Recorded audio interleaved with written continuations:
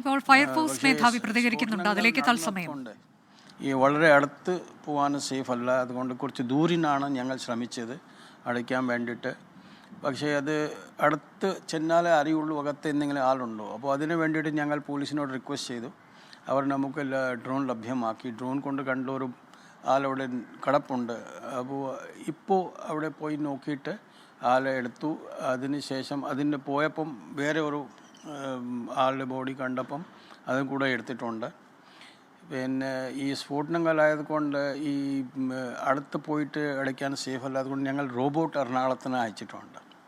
പക്ഷേ ഇപ്പോൾ അറിയുന്നത് ഫൈറ്റിങ്ങിന് വേണ്ടി റോബോട്ട്. അതെ അതെ.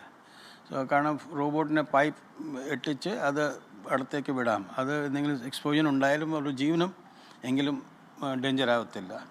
അതിന് വേണ്ടിയിട്ടാണ് ഡ്രോണും പിന്നെ ഡ്രോൺസ് ആൻഡ് റോബോട്ട്സ് ഞങ്ങൾ ഉപയോഗിക്കാൻ നോക്കിയത്. പക്ഷേ ഇപ്പോൾ കുറച്ച് ഇപ്പോൾ 10-15 മിനിറ്റ് പോകും ഞാൻ അവിടെ സീനിയർ ഓഫീസറെ സംസാരിച്ചു. അവർ പറഞ്ഞത് ഇപ്പോൾ സ്ഫോടനങ്ങൾ നിർത്തിയിട്ടുണ്ട്, ഞങ്ങളകത്ത് എല്ലാ പോക്കറ്റിലും കയറിയിട്ടപ്പോൾ 2 ബോഡി എടുത്ത കാര്യം ഞാനിപ്പോൾ പറഞ്ഞത്. ഇപ്പോൾ എല്ലാം അണ്ടർ കൺട്രോളാണ്. അത് എല്ലാം ബാക്കി കുറച്ച് സ്ഥലത്ത് സ്മോൾഡറിങ് ഉണ്ട്, അതും കൂടി അടിച്ചുകൊണ്ടിരിക്കുകയാണ്. വെള്ളമടിച്ച് വേറെ അടുത്ത വീടുകളൊന്നുമില്ല, പാടമാണത്.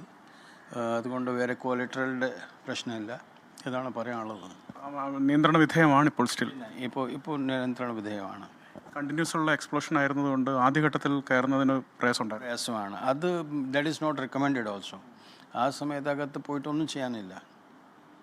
കാഷ്വാലിറ്റീസ് എത്രയുണ്ട് എന്നുള്ളതിൻ്റെ ഒരു കൃത്യമായ ഒരു നമ്പർ അങ്ങനെ എന്തെങ്കിലും നമുക്ക് കിട്ടിയിട്ടുണ്ട്? നമുക്ക് ഇപ്പോൾ പറയാനുള്ളത് ഇപ്പോൾ ചിലപ്പോൾ 10ൻ്റെ അടുത്ത് ഇരിക്കാവുന്നതാണ്. Actually the people at the location might be able to tell you better. കാരണം ഇപ്പോൾ ഈ ഒരു സംഭവം ഉണ്ടായപ്പോൾ ഒരാളകത്ത് പല ലോക്കൽ ആൾക്കാരും കൂടെ വരും. അപ്പോൾ അതുകൊണ്ട് എത്ര കൊണ്ടുപോയി അത് ആശുപത്രിയിലും മറ്റേ സ്ഥലത്ത് പോയിട്ട് അന്വേഷിച്ചിട്ടേ ഫുൾ വിവരം കിട്ടുള്ളൂ. നമ്മുടെ അനുസരിച്ച് ഇതുവരെ 10ഓളം മരണം ഉണ്ടായിട്ടുണ്ടെന്ന് കേട്ടത്. എത്ര ഫയർ സ്റ്റേഷൻസ് അവിടെയുണ്ട്? 5 ഫയർ സ്റ്റേഷൻ ആണ് ഫയർ വണ്ടികൾ പോയിട്ടുള്ളത്. They are still working. Even regional fire officer is there. Investigation എന്തെങ്കിലും നമ്മൾ declare? Investigation is to be done by police. We have our own reports, but that is not really an investigation. So the investigation will be done by police after they register the case. This is how it is. അങ്ങ് പറഞ്ഞതുപോലെ ഈ robot ഒപ്പം drone സംവിധാനം ഇതിന് പുറമേ ഇനി മറ്റു വേറെ ഒന്നും കൊണ്ടുവരേണ്ട കാര്യമില്ല, ഇത് അണ്ടർ കൺട്രോൾ ആയതുകൊണ്ടല്ലേ? ഡ്രോൺ നേരത്തെ മറ്റേ ഡ്രോണൊക്കെ ഓൾറെഡി ഉപയോഗിച്ചു, അതുകൊണ്ടാണ് ബോഡി കണ്ടത്. സോ അപ്പോൾ ആ ഡ്രോൺ കുറച്ച് കാണുമ്പോൾ അത് അറിയുന്നില്ല അത് ജീവിതമാണോ, വെദർ ഇറ്റ് ഈസ് അൺകോൺഷ്യസ് ആണോ, മരിച്ചിട്ട് പോയിട്ടുണ്ടോ എന്ന്. ഇങ്ങനെ അടുത്ത് പോയപ്പം നോക്കിയതാണ് അങ്ങനെ.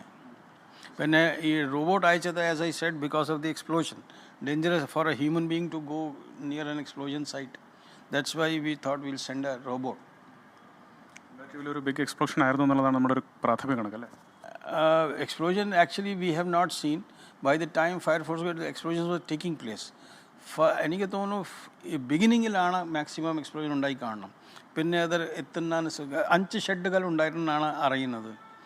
5 ഷെഡുകളിലാണ് ഈ മറ്റേ മാനുഫാക്ചറിങ്ങും ഫിനിഷിംഗ് ഒക്കെ ഉള്ള സാധനങ്ങൾ സ്റ്റോർ ചെയ്ത് വെച്ചിരിക്കുന്നത്. സോ ഇതാണ് കേട്ടത്. 5 ഷെഡാണ്. Okay, thank you sir. Fire force മേധാവി നിതിൻ അഗർവാൾ 24നോട് പ്രതികരിക്കുകയായിരുന്നു. ഇപ്പോൾ സ്ഥിതിഗതികൾ നിയന്ത്രണ വിധേയമാണ് എന്നാണ് അദ്ദേഹം അറിയിച്ചത്. തുടക്കത്തിൽ കുറേ സമയങ്ങളോളം, മണിക്കൂറുകളോളം അതായിരുന്നില്ല സ്ഥിതി. ആ പ്രദേശത്തേക്ക് കടക്കാൻ കഴിയാത്തൊരു അവസ്ഥയുണ്ടായിരുന്നു.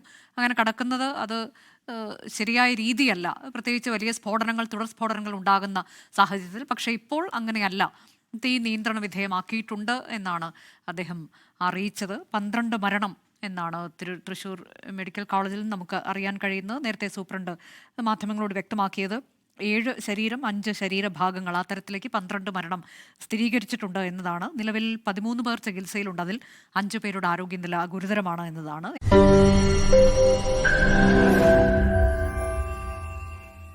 ലോകത്തെവിടെയായാലും ഏത് സമയത്തും 24 വാർത്തകളും ഓഗ്മെന്റഡ് റിയാലിറ്റി പാക്കേജുകളും എക്സ്പ്ലെയിനറുകളും വിശദമായി കാണാൻ ഞങ്ങളുടെ യൂട്യൂബ് ചാനൽ നിങ്ങൾക്ക് സബ്സ്ക്രൈബ് ചെയ്യാം.